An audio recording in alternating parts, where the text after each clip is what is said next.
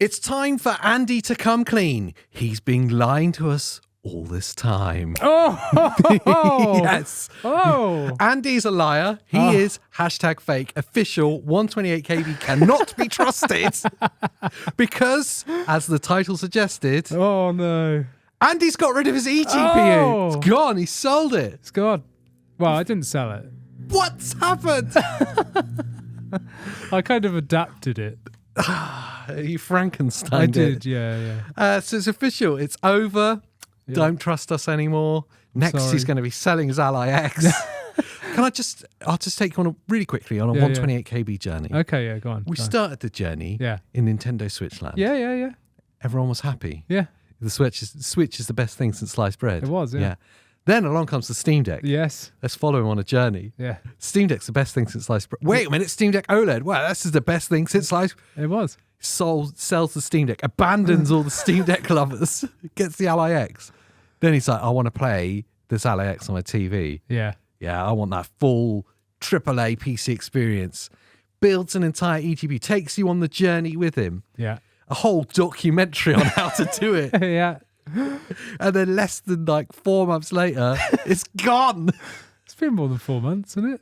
It's been about 6 months. Has it? Yeah. I don't know. It's been about 6 months. Maybe. Yeah. Yeah? Yeah. Something like that. Bear in mind, you've not had the Ally X for a year. True. It's It been was about- coming on. It was like June, wasn't it? Yeah, it was June where you had the press unit. Yeah, true. That's when I put my pre-order in. Today's super awesome video sponsor is MOBAPAD. Long-time viewers will know that MOBAPAD is our absolute favourite brand for Switch controllers and Joy-Cons, so it's genuinely a real joy to promote them. Seriously, their Joy-Con alternatives are a genuine game changer. No more drifting, no more hand cramps, just awesomely spec'd, great-looking Joy-Cons. And the Pro controllers are just as epic too. They're packed with features and feel amazing in your hands, all at a really competitive price. So if you're looking for a Joy-Con alternative or a new Pro controller, check out MOBAPAD on the link below. Right, okay, so it's true. This isn't hyperbole. Andy has got rid of his eGPU. I have, yeah. And I wanted to grill him on what the hell's going on, what's he thinking about, what's he replaced it with, and does that mean that he's now officially quit 128 KB? That's it. I'm out. Why? Why have you got rid of it? What's happened? So, in the last video, Yeah. the dark side of eGPUs. Is that what pushed you over the edge? Yeah. Oh. It basically was. Yeah. Because, I mean, I started this journey, and I even said at the beginning of the journey, when I went to build, well, the true beginning of the journey started with the Razer Core Yes. that was broken, unfortunately. I had a I broken... was at your house when it arrived. Exactly, yeah. And I had a good experience at the start, but it wasn't right. So I thought, this is viable. Turn the Ally X into a Switch Pro. Yeah. And it's kind of doable. But the Razer Core, unfortunately, mine was dead. So I had an option then. Do I suffer with the problems that I've just started going down? Is this just an eGPU issue? Or is it just the fact that my Razer Core was broken? The Razer Core was broken, of course. But I then had a decision to make. Do I build a PC? Because bear in mind, I sold all my PCs. So I was like, do I build a PC or do I go down the eGPU route? And then I thought, you know what? If I'm just going to do it, I will build an eGPU with PC components so that in future, if I come to the conclusion that this is not for me, I can then build a PC. I remember you saying this, but in my head, and I think like a lot of people, when you say in the future, you kind of mean in the future. Yeah, true. But, I went on the journey of going through a lot of headaches with the eGPU, which is I'm not used to that because I've been a PC gamer for so long. I know pretty much every issue that I could potentially come across and know roughly how to fix it. Yeah. If not, at least know how to find out how to fix it. With eGPUs, this is a different story. It's a massive faff. And I did all that work for everybody and put it out there in videos so that, people know how to make their eGPUs run great. Yeah. But then obviously in the last video, we covered the dark sides, the downsides of eGPUs. you got stuttering, 1% low issues, you know, huge bottlenecking huge problems. bottlenecking problems with USB 4 at least.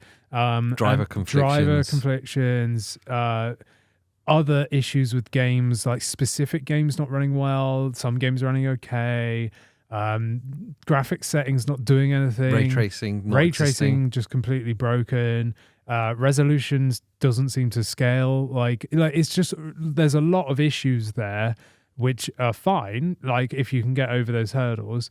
But the thing that my major issue, and I kind of alluded to this at the end of the last video, was the fact that my number one issue was with like 1% lows and stuttering. Yeah. Like it was just so frustrating. And also the fact that every time I wanted to play handheld, I had to reconfigure the game settings.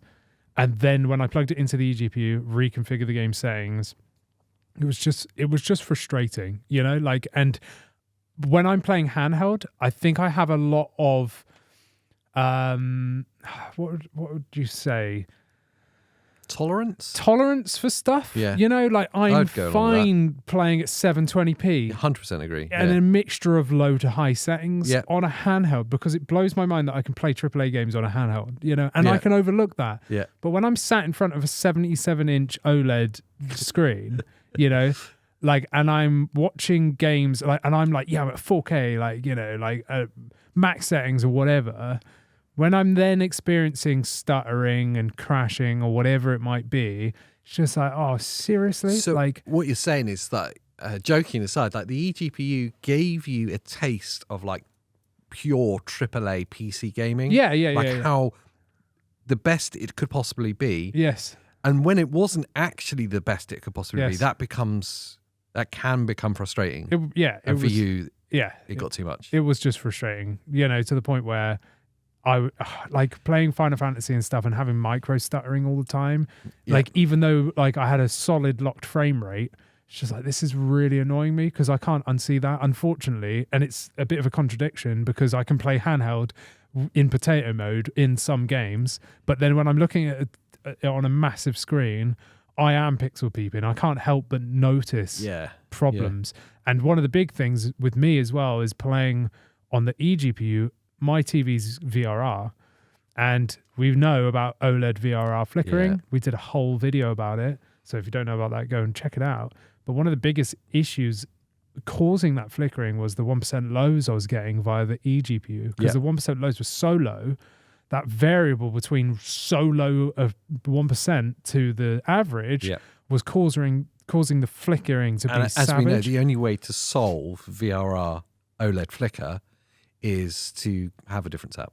Just have better performance. So your base frame rate is actually higher, which means you don't actually need VRR. So it's interesting. Well, there's that. So it's either disable VRR, which I was doing on the eGPU. I was just using VSync for everything, or capping games. So there was just little things that were kind of getting frustrating. The timing's really interesting because it coincided with. We were here when the AMD 90 series, 9070 and 9070 XT was announced.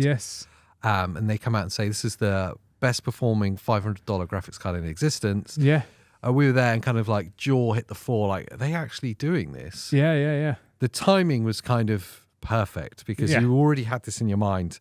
Maybe I'm going to build a PC for my lounge instead. The AMD cards get announced, and now it suddenly becomes a bit of a no-brainer, doesn't it? Well, actually, I'd already got the parts at that point. Did you really? Yeah.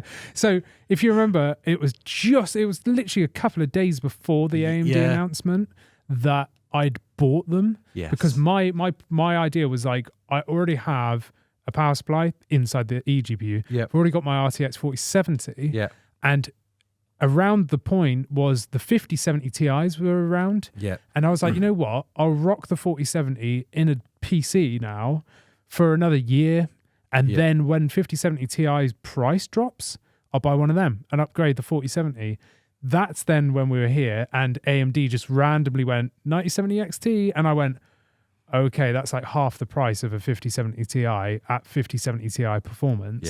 And in my mind, I'm going, I can put my 4070 into my editing PC rig to upgrade that. I could get a 9070 into my gaming rig, you know, and then sell my 3080 from my editing PC to, put towards the cost of this stuff. And that was the no-brainer. It was the 9070 XT was what made me change graphics cards for sure. Just want to say, if we have a PO box for hate mail, I'll put it below, because now's your chance. Not just because Andy's lied to us all this time, but also he was one of the 5 people in the world that managed to get a 9070 XT at RRP. Oh no, yeah. How did? Well, actually, I do know, because you were texting, you were calling me honestly, the website keeps crashing. I'm not going to do it. That day was horrible. I think it was horrible for everyone. It was, yeah. It was horrible. The day that the 9070 XT dropped was savage. It took me almost 3 hours to get one. And the place I bought it from, the website just shut down. They actually closed to the website. Yeah, completely. And I had one in my basket, not the one that I ended up with. This is the funny story, and I'm lucky this happened, because there was 1 million stock. It was not 1 million, but they had 1,000 stock of this one model at RRP. And so we all had one in our baskets. I got to the basket. I got to payment checkout 10 times. And every time I went to click process, it crashed and then went back to the basket saying I had one in the basket. And I was like, no, keep going. So frustrating. And then after 2.5 hours, they then went, no, out of stock. Everyone lost it. Took to Twitter, screw you, and everyone rage quit. Do you know what I mean? And they did. They went, okay, that's it. And then they left. But what they didn't realize is this company had another different card at RRP ready to make live once all those went out of stock. And well, I stayed on the site, didn't I? And this other card, I got the Power Color Reaper because it was the only one there. There was already all the other partner cards at 200 quid more. Yeah. So I'm not paying that. It's the same card. Yeah. Do you know what I mean? I'm not paying 200 quid for a different block of metal on it. Do you know what I mean? It's got someone else's logo into it. So I don't care. And they're not even the overclocked ones. No, it's just nah. Standard. So I was like, right, it's so by chance, I was ready to leave. And then it popped up. So I just hit buy. Somehow the website gods let me through, and it hit payment checkout. It's like, this is working. It froze for a minute, came up, put my details in, hit go, bing, got your order. And I just sent you a picture of order confirmed or whatever. I was like, oh my God, I don't even know what card I just bought. I just literally checked out. At one point you even said, I don't even know if it's the XT. Yeah. I didn't even know if it was the 9070 or the XT version, but there we go. So, I mean, that lets you in. He's obviously put the 9070 XT in his new PC rig. You've also got the new AMD processor, haven't you? Yeah, so, I might as well say everything I got. Yeah. So I went the, obviously build it yourself route with the PC. But I bought a bundle of parts because it was cheaper than buying them individually. Quite often is. Yeah, which is crazy. And I hunted hard for the best prices of stuff. But in my mind, I was like, I want the best processor I can get. Yeah. Because that's the worst thing to change. It's the best advice ever. Yeah. Because that is, I mean, quite often that is unchangeable, as in the motherboard you've got will probably only support what's in there. Yes, exactly. Yeah. Family, and you're done. So I went AM5 socket. So that's the best right now until you wait for the AM6 stuff, which would be probably another 3 years, maybe 2 years, maybe. But whatever. So I've got AM5. So I've got a 9800X 3D, which is the best gaming processor that you can get currently. I know they've released the 9950s and stuff, but they're gaming and productivity. Yeah. I'm not editing on that. No. I've got an editing PC for work, right? So this is purely gaming, so 9800X 3D. But the motherboard I went with was a B650 E. So it's an older motherboard, but it's the oldest one that supports AM5. the new 9800X 3D, basically. And it's still PCIe 5 support. So it's all bells and whistles, basically. But I got an Asus Strix board, which is really nice. Wi-Fi 6E and stuff. The downloads are insane on that, by the way. Are they? Because it's got a Wi-Fi antenna. Yeah. So having the antenna, because I got a 6E network, it just made the download speeds the same as plugged in. Whoa. To Ethernet. Okay, nice. Nuts. Even though I've had other 6E devices. Even the Ally X is 6E. Yeah. Doesn't reach the speeds of what this does.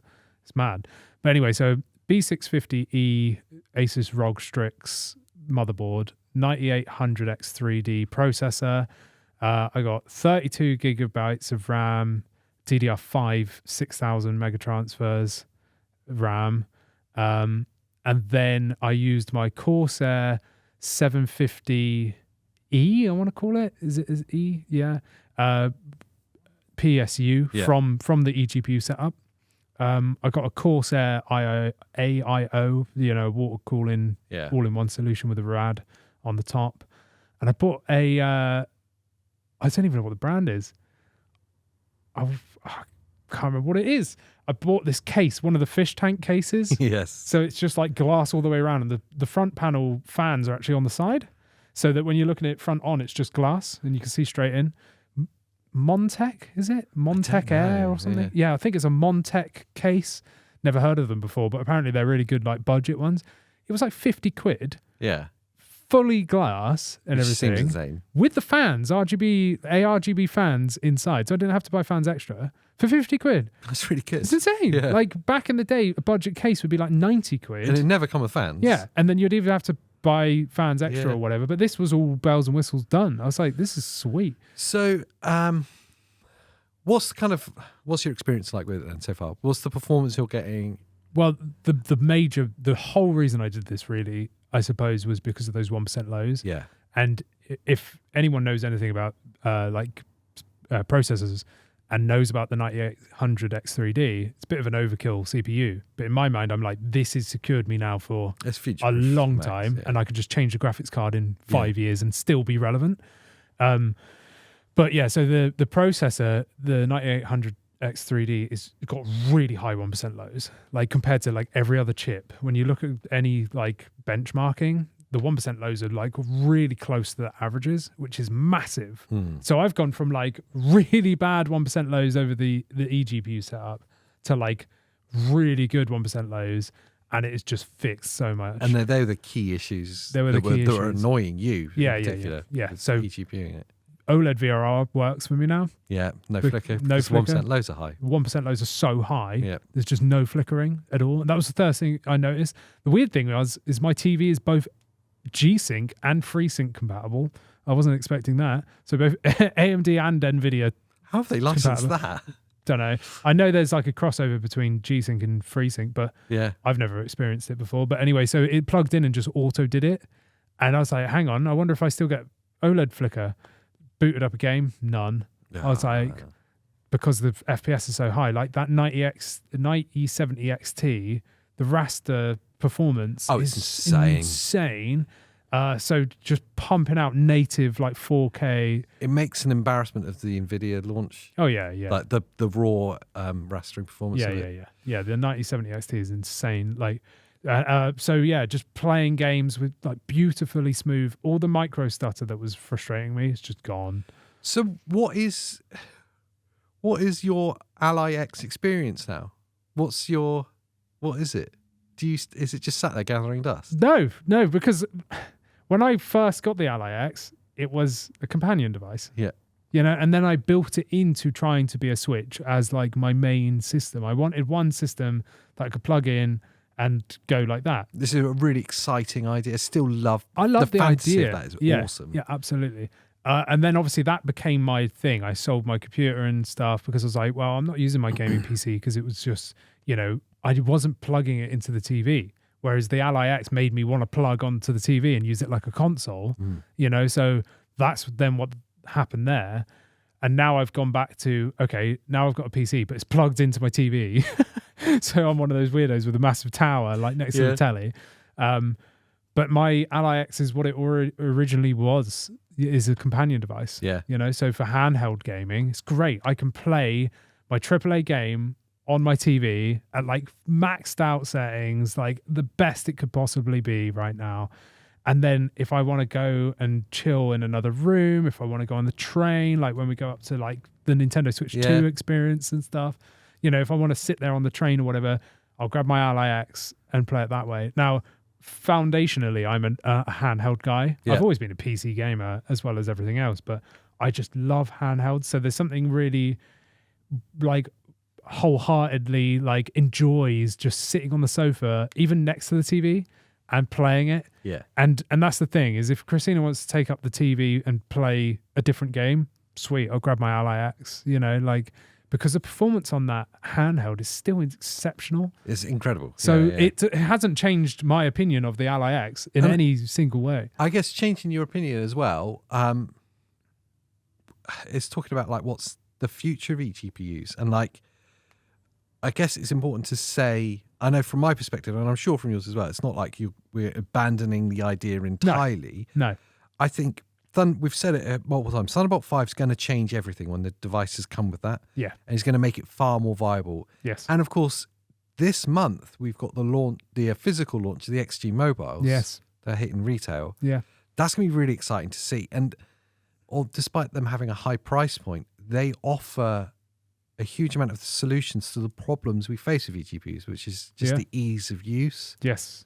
Like they solve a lot of those problems. And I'm sure on the driver level and the software level that they will have overcome some of the stupid problems that exist with like a DIY solution. Yes. Yeah. I can't wait. And that's the thing, is I'm not like against eGPUs at all. It just wasn't for me. You know, the up to 30% performance loss and stuff. And when I'm on the TV, like I said, I want the best performance I can, and it was just frustrating. But I'm so hopeful for Thunderbolt 5 support. But I'm also really intrigued by these XG mobiles. So when Asus send one over to like let us play with and review, like I'm so hyped for that. It's not that I've turned my back on them. It's just for me as a personal like sit down in an evening. You know, it just wasn't for me. You know. Well, we said when we were talking about the dark side, we were talking about like, would you recommend to do it, or would you do it again? And the kind of takeaway that I got from that is that it was, it's a fantastic stepping stone to see if you are wanting to play PC gaming like on a big screen. Yeah. If you really want to get into PC gaming. Yeah. So a handheld is a great way just to be accessible. Yes. An eGPU setup is a fantastic way to see if actually you want that same experience, but actually loads better on a big screen. And then if so, but these problems are irritating you enough that the performance isn't there, then the step into PC gaming is there. Yeah. And if you've built your own eGPU like you did, you're going to be able to reuse most of those parts in your PC rig, making it a lot cheaper to build. I could have even reused the tiny case I bought. I was even thinking about building the PC into that. The only thing that I didn't is because like mini ITX boards are a pain in the ass to find, and I found that bundle of components with a full-size ATX. I went, you know what, I'll just buy a new case. It's probably cheaper to build a full-size one just because of how widely accessible parts are. Far easier to find, yes. Would you do it again? Probably not for me, just because the amount of headaches that I got, like that I went through, like weeks of going through all these issues, which hopefully anyone that's got an eGPU has had help from us saying all the solutions. Well, you would have shortcutted a huge amount of problems for everyone that's done it. Yeah. So they won't have the same friction. Yeah. Oh, I spent months like doing it because it was a long time. But yeah, I wouldn't do it again as it stands now. I think if I had money, I'd be highly tempted to get an XG mobile. Do you know what I mean? Like, because they're megabucks. Yeah. I can't wait to test one to see if it's viable. I'll ask the question in a different way. Yeah. In a year's time, when the handheld devices that have landed have Thunderbolt 5, would you that if you had that now, would you do it again? I'd be really tempted. Would you have even changed? Yeah, if Thunderbolt 5 existed. Yeah, I think if Thunderbolt 5, like let's say the Ally 2 was already in my hands and it had a Thunderbolt 5 port or a USB 5 port, and I could just literally swap out my UT3G eGPU controller for a Thunderbolt 5 one, I totally would have done that. Yeah. I wouldn't have built a whole system. Yeah. Do you know what I mean? I would have tried that first. I think that's the beautiful thing with eGPUs. If you've built one yourself, is that because it's so modular. Yeah. When something comes along that supersedes it or improves it, or you want to upgrade the graphics card or whatever, it's so doable. Yeah. And like you say, when Thunderbolt 5 controllers come around and you've got Thunderbolt 5 devices, it's going to be so easy for you to do, and then you will get the absolute best out of your graphics card. I imagine the bottlenecking then will be very minimal, if at all. I can't wait to test it. Yeah. You know, because I know Asus said that they're going to lend us an XG Mobile to do some videos on when it drops. But obviously, we're still using USB 4 here on the Ally X. So I can't wait to check it out and see what it's like. But I'd be more intrigued that in a year's time when the Ally 2 drops, to say to Asus, do you want to let us borrow an XG Mobile again so I can test that Thunderbolt 5 versus what the USB 4 version was? So it'd be quite cool to have some comparison data there. Totally. From testing it now and then testing it again in a year to see if that Thunderbolt 5 really actually changes things. I'll say from the outside looking in, and I'm sure anyone who's followed the journey will agree, it's been really enjoyable to watch your suffering. It has been suffering. I didn't mean to say it. I mean, it's been really enjoyable to see the experience, to see what's possible for this fantasy of like the ultimate hybrid gaming console. I love it. I still love that idea. I think it's viable for a lot of people. I'm very glad that I didn't have to go through it. Yeah. And I guess in between of the people that did go through it, but use your help to not have so many of the problems. So we're all glad that you suffered for us. Yes. Yeah. I think my wife's probably the happiest because the amount of nights where I was just staring min-maxing stuff. Yeah. Just Googling. going into games and being like, what's going on? Like weeks and weeks and weeks of it. Yeah. But so I still back eGPUs. I think they're great for people that want to use them. You know, and they're a cheaper solution than buying a PC if you've already got an Ally or a laptop or whatever. I think they're very cool, but I just feel like we're not there yet. Not quite. I think Thunderbolt 5 is going to open that door, but we need to see support on the devices as well as controllers coming out. Yeah, I'd love to know. If you followed the journey and you have actually jumped into eGPUs, I would love to know what you specifically think about Andy abandoning you. And if you're just on the fence or just enjoy watching these videos, I also want to know what you think about Andy lying to us all. You've known about it this whole time, so you were lying as well. I even put in the channel members Discord, like, I'm sworn to secrecy, like I can't tell anyone that's happened. Finally glad that lies off my chest. And talking of Discord, if you want to join in with it, it's open to channel members. Yes. You can join below. I think it's only 99p, so you might as well. And it does support us. You know, it does. And for all things continuing on with Ally X and handheld gaming, then make sure to subscribe because we're still covering everything about that. It's all handheld gaming and probably more now. Yes. I guess that's it. Like them before you leave. And what else? Have a nice day. There we go. With the question mark. Each time with the question mark. Have a nice day. Are you questioning whether it's a day or that they should have a nice one? Or if they're going to have a nice one. Yeah. You don't know these things. Could be a bad one. If you're having a bad one, I hope it turns out better. Yeah. So have a nice day. Have a nice day. Bye.